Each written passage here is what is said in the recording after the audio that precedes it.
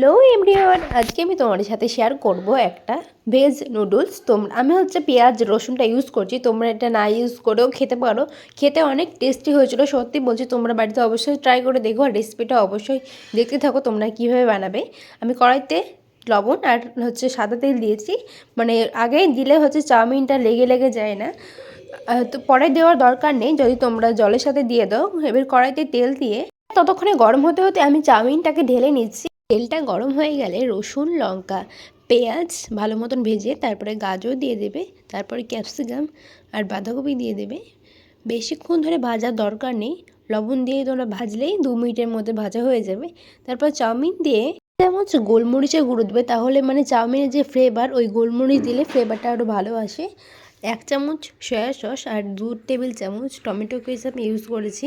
তোমরা 1 চামচ ইউজ করতে পারো, আর খেতে সত্যি অনেক দারুণ হয়েছিল। তোমরা অবশ্যই বাড়িতে ট্রাই করে দেখো।